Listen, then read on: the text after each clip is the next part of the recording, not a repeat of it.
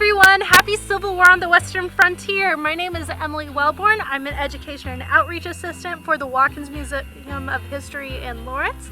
And today, I'm going to be showing you how to make a pound cake just like they would have in the Civil War era.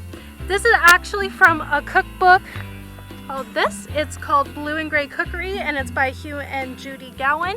And it was a gift from Katie Armitage, who was one of the original founders of Civil War on the Western Frontier.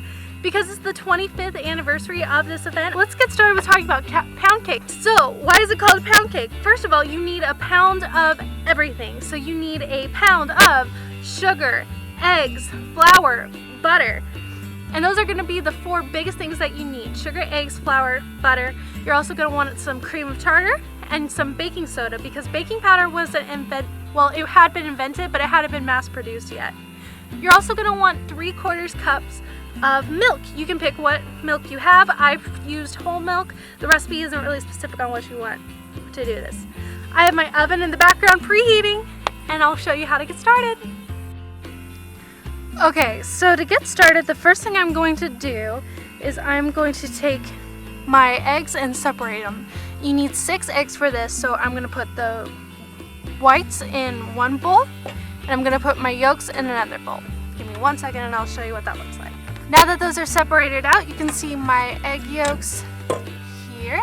Sorry, this light is a little bright. And my whites over here. I'm going to beat those with a whisk as hard as I can so I can whip up my whites and I can beat my yolks. Give me 1 second.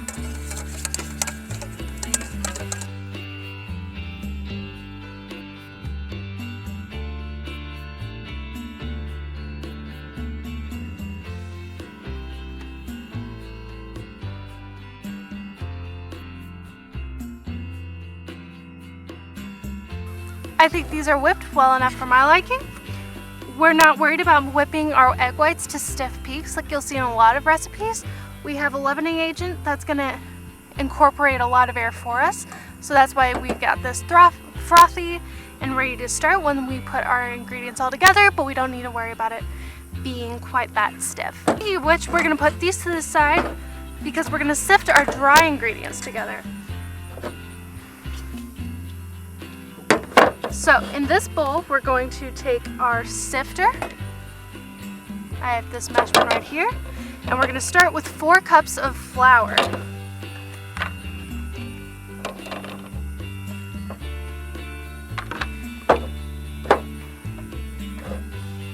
Four cups of flour is about a pound, which is why it's called pound cake. And taking your time, because my sifter is a little too big for my bowl, we're going to sift all of that flour out so it's nice and airy, not too heavy of a cake after we bake it.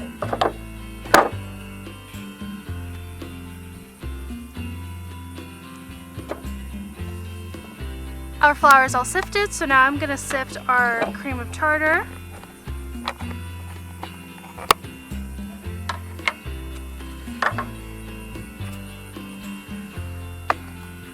And our baking soda.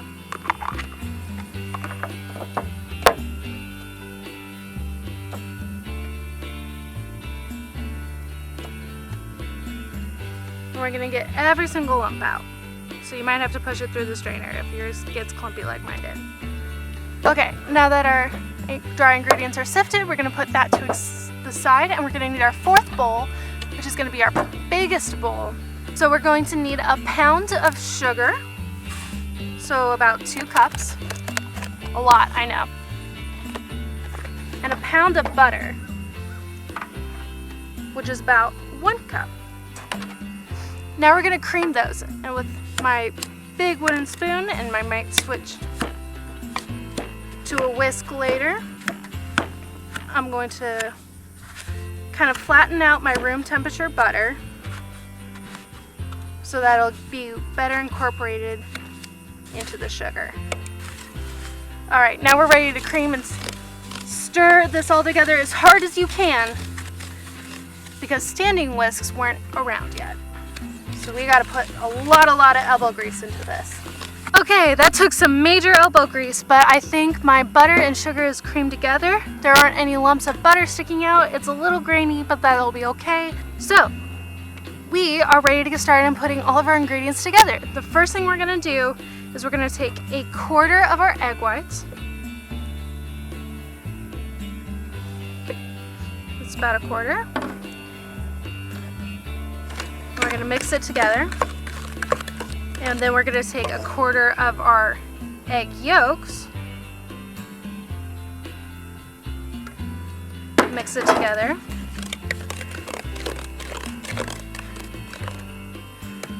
Now we're gonna take all of our flour and all of your dry ingredients that you mixed earlier, throw those in. And starting slower than I did, we're gonna mix it all together. It's gonna feel really, really dry and shaggy and crumbly like that, but that's because you haven't finished putting in all of your wet ingredients yet. Okay, now that you have all of those ingredients incorporated together, and it feels like wet sand, really pale wet sand, you're gonna add 3/4 cup of milk.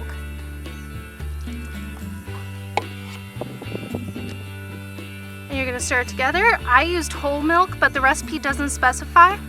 Your dough is gonna get really tough here, so we're gonna have to get more of that elbow grease and really work it. Okay, now that this is about as well mixed as we can do, we're gonna add the rest of our wet ingredients. So I'm gonna start with my egg yolks. All right, now that that's well incorporated, we're gonna add our frothy whites.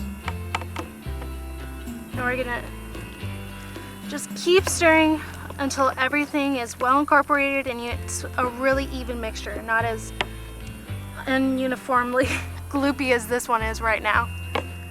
Okay, well this looks about as well mixed as it's gonna be. It's not gonna be nearly as runny as normal cake batter that we'd see nowadays because we didn't use any water or oil in it. We used something thick like butter and milk, and we didn't use a lot compared to how much flour we put in this. But we also don't want a whole lot of moisture because back then we wouldn't have been able to preserve the cake as easily if it was really moist and easy to get moldy, because we'd have to put this in an ice box and not a refrigerator like we have now. Let's go over to our oven. So this is going to be our oven today. I wanted to show you what it would really be like to cook on a fire while you do this. It's been preheating this whole time, so I've been actually testing flour. I'll show you what that looks like. Okay, so my flour is in here and you can see it's browned. That took about 30 to 35 minutes. Because it took about 30 minutes to do that, we know that my oven is at about 325, and that's exactly what we want. I'm gonna go get my cake batter. We're gonna put it in this pan to let it cook for an hour and 15 minutes. Okay, my cake batter is in my pan. It's going over my oven. I'm going to put my lid on, and I'm cooking this in cast iron because that's what they would have had at the time, and it's super thick, so it conducts heat really well and it'll hold it really evenly. And we need our lid so that the cake gets baked all the way around it, including the top, since we don't have any way to close our oven right now. I'll see you in a little bit when this is done. Okay, I think our cake is all ready to go. Let's see. Perfect. It's super golden brown on the top, so I think it's ready and done. So Civil War soldiers would have rationed sugar, so this would have been just for special occasions, but they would have topped it off with things like fruit or cinnamon and sugar, things like that, some simple syrup. Sounds good to me. All right, everybody, this has been so much fun getting to cook out here. I'm actually out at Clinton Lake, not too far away from the Wakarusa River Valley Heritage Museum. It's actually right over that hill behind me. I hope this video reminded me of the dump cake from last year that we got to do for History Day Camp. Anyway, this has been so fun. Thank you to Kitty Armitage for starting this wonderful event 25 years ago. Be sure to check out all of our social media and our website for more information on walking trails and other fun content that we put together for this event. I hope you all got a chance to learn something new today, and I will see you soon. I have a fire to go put out. Bye.